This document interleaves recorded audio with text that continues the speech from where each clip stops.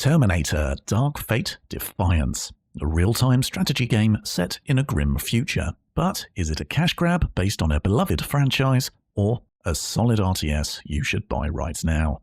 This video will answer all of your questions, starting with a 60-second, too long didn't read overview of the game, so you can tap out early if it doesn't appeal to you.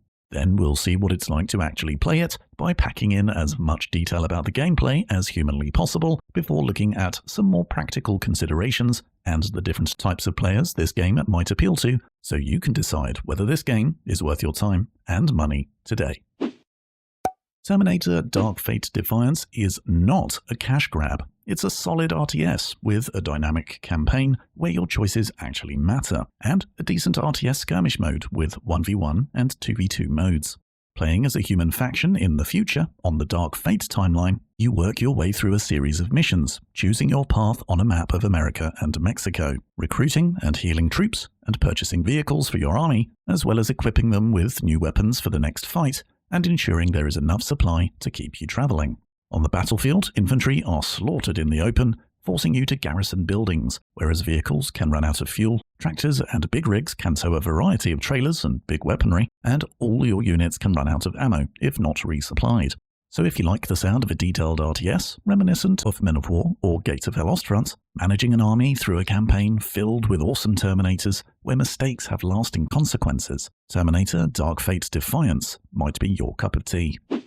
If that hasn't put you off, then grab a drink and get comfortable as we look through the major features of the campaign, followed by a quickfire list of the smaller details, the skirmish mode, and DLC options to give you a feel for what you actually do and what it's like to play Terminator Dark Fate Defiance.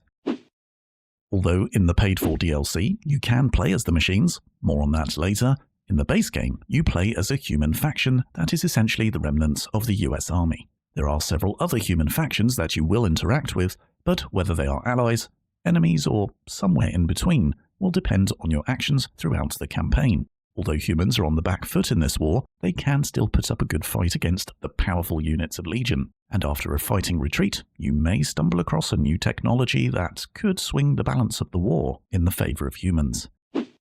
First off, there is no base building whatsoever, just a variety of shifting objectives that stretch you to the limit as you try to carry over as many troops to the next fight as possible. Generally speaking, each mission is absolutely packed with objectives, many of which are entirely optional, but often reward you. After deciding to help a camp of refugees fight off the machines, one lady told me to speak to her brother across the map, who then gave me a shiny new vehicle. Entirely optional, as I could have not bothered, but as some missions have time limits, you often need to pick and choose which optional objectives are worth the risk.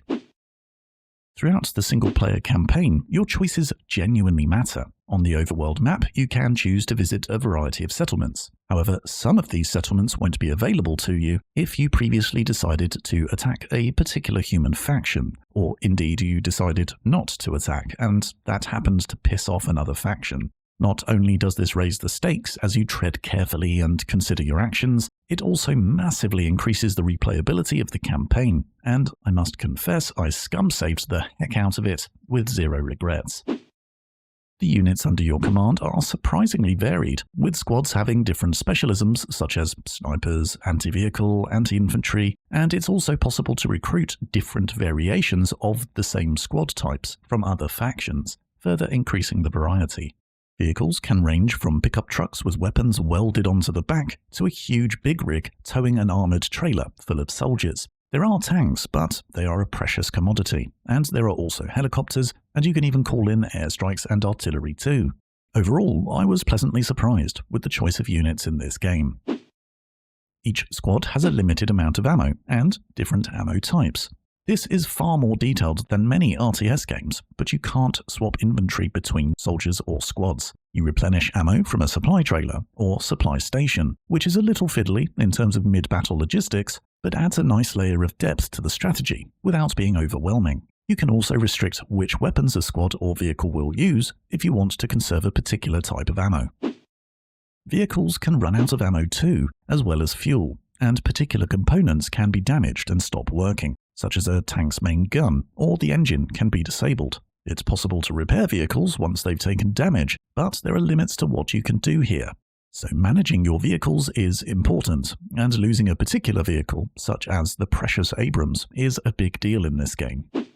Although infantry running around is viable, to respond to the constantly changing objectives you often need to purchase or scavenge enough vehicles to mount up your inventory and get them to where they're needed.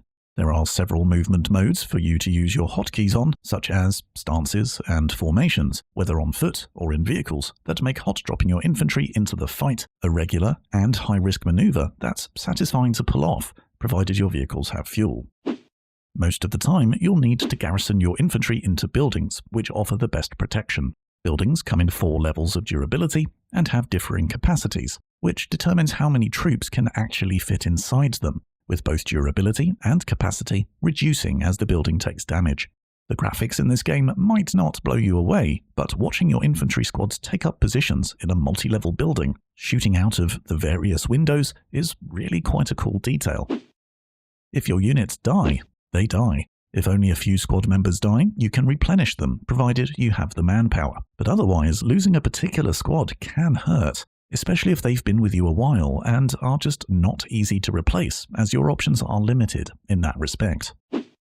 There are a limited number of hero units that you will encounter throughout the campaign and can recruit to your cause, though some of this depends on the choices you make and actually keeping them alive. These heroes aren't overpowered superheroes. They're usually slightly better versions of other squads and can come with a special ability, such as being able to take control of a disabled machine, for example. Between campaign missions, you move across a map of America and Mexico. At first, you're on a set path, but unlock new locations as you progress through the story, and can venture where you like, though some locations will be denied to you, depending on whether you fought with or against someone earlier in the campaign, and some locations are entirely optional. You can manage your army, replenishing dead squad members, repairing and refueling vehicles, as well as restocking ammo. But to do so requires resources. Goodwill is earned by helping certain human factions, which can then be converted into manpower or supplies. Manpower will replenish your squads, whereas supply is a general resource to resupply fuel and ammo, and is also required for you to travel across the overworld map, so you can't let it run out. The more troops you have, the more resources it takes to move your army, giving you reason to slim down your army by selling units. You can purchase weapons and equipment, allocating them to individual squads and vehicles with certain sized weapons only suitable for certain sized units. Different settlements offer different units, resources, and equipment, so exploring is essential, and as units gain experience, they unlock more equipment slots, so you can add more weapons or stat-boosting equipment. Then it really hurts when you lose that unit. Those are the major features of the game to give you a feel for what it's like to play. But as this is a surprisingly detailed RTS, let me take you through some of the minor features that flesh out the gameplay. When your squads have garrisoned in a building, you can determine which direction they face. They will automatically change, but predicting the direction they will need to fire is far more efficient. Not all squads can drive a vehicle. Only certain squads have a driving license, and not only that, a tank requires a particular license, as does a chopper, and so on. Each unit has its own vision and camouflage ratings, with infantry lying down or hiding in a building having a significantly reduced chance of being seen, with lying in grass being more effective than lying down on a road. You can even order a unit into an ambush mode, so they only attack when an enemy comes within 10 meters. You can pause the campaign and issue orders while paused. Obviously, you can't pause multiplayer. Vehicles travel much faster on roads, especially wheeled vehicles. Also, you can attach and detach artillery and trailers to a variety of vehicles. The trailers come in 3 weight classes, which determines how big the vehicle needs to be in order to tow it. For example, a tractor can tow anything, but a pickup is restricted to lighter loads. The game has smoke grenades, which obviously block vision. You can view both the minimum and maximum range for any weapon by hovering over it, particularly useful for setting up your ATGMs, as they can take ages to set up, so strategic placement is everything. Certain weapons will get dropped when a unit is destroyed. For example, you might have upgraded that squad to include a grenade launcher. Well, if that unit dies and drops it, you can order a different unit to pick it up again. You can order a vehicle with a gunner to close the gunner's hatch to protect them, but obviously you lose use of that gunner, but a nice touch I thought. You can lay anti-personnel and anti-tank mines, very much like in Men of War or Gates of Hell Ostfront. You can use EMP grenades to disable enemy vehicles, then hack them to turn them into friendly units. Terminator Dark Fate Defiance's multiplayer provides you with a few options. There are 12 multiplayer maps in total, but exactly which you can use depends on the type of game you choose. Domination in either 1v1 or 2v2 is a case of capturing all of the control zones. You go into battle with an initial army, then you are provided with additional command points and unit slots to call in reinforcements through the match. Next up, we have a handful of maps with an assault mode, where one of you attacks and the other defends. As the attacker captures certain zones, they remove certain advantages to the defender. We then have a rather interesting mode called Scavenger, where both players start with a couple of infantry units and collect more units by completing random quests and fixing up abandoned vehicles, with the objective of eliminating all enemy units. However, when the timer reaches 0, an AI-controlled Legion force will arrive on the map and attack everyone. Then finally, we have a capture and hold mode, where 2 players fight over one control point, being a bridge at the center of the map, where the winner is the player who controls the point when the timer runs out. Unfortunately, you'll find that although you can play with and against an AI-controlled player, you can't actually play on your own. You will always need to play with or against a human opponent, with the AI just there to fill the gap. The music is a respectable element of the game, and the voice acting is surprisingly good, but the sound effects are genuinely awesome. The sounds of the Legion units firing off their lasers is exactly how you would expect a game from this franchise to sound, making it satisfying and immersive for fans of the Terminator movies to play. Hopefully by now you have an idea of what it's like to actually play Terminator Dark Fate Defiance. So let's address some other more practical considerations that might affect your purchasing decision.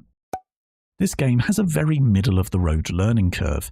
In theory, you can point and click with reasonable success, especially in the earlier stages of the campaign, but the level of detail in the game mechanics is such that it will take you a while to pick up the various nuances, which at times will be essential for you to complete some of the more challenging missions.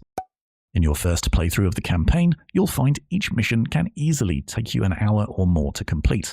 There's a lot of detail and optional objectives for you to try, and although you can, of course, save partway through a mission and come back, I wouldn't recommend it, making this game more appropriate to players with a good couple of hours to spare per gaming session. You can play the multiplayer skirmish with and against friends. As the game was released in early 2024, it goes on sale regularly, so there is no reason to pay full price for the game. The We Are Legion DLC is almost an essential purchase for this game. It gives you a new campaign where you can play as the machines, which was my favorite part of the experience with this game. I can't guarantee that you'll enjoy this game, but if you do, you will definitely want to purchase the DLC when it's next on sale. So with all that said, is Terminator Dark Fate Defiance right for you today? As always, it depends who you are and what you enjoy. If you enjoy a decent, well-put-together RTS campaign, then this game will tick a lot of boxes for you. As you can see, the visuals aren't AAA, but the voice acting and sound effects in general, and most importantly the story itself, are quality. Provided the futuristic setting doesn't put you off, you'll enjoy it. And if you like the Terminator franchise, chances are you'll revel in it.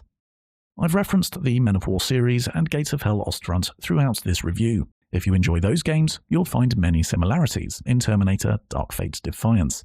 It is less detailed than those games, but the features I listed earlier in the video demonstrate it has more in common with those than more basic RTS games. If you have a head for logistics, this game will tick some of those boxes, albeit not all. If you enjoy competitive PvP play, then it's best to miss this game. It simply doesn't have the consistent player numbers to keep you interested. Neither does it work for those who enjoy skirmish against the AI, as you have to play skirmish with at least one real person, but that does make it a good shout to enjoy with friends. The dynamic campaign is the jewel in the crown of this game. Not only do you have to keep a ragtag army together, adding to it, upgrading it, and keeping it supplied, you have to make narrative decisions throughout the campaign that genuinely impact the story, massively increasing replayability. And if you combine that with the We Are Legion DLC, you have a campaign that isn't particularly long per playthrough, but does have genuine replayability, particularly if you like 100%ing those achievements. If you have any further questions, please feel free to ask, or if you already own the game and have some additional information you'd like to add, please let us all know in the comments below. If you found the video useful, please leave a like for the algorithm gods, and if you enjoy this style of review, consider subscribing for more content, and I'll catch you in the next one. See ya.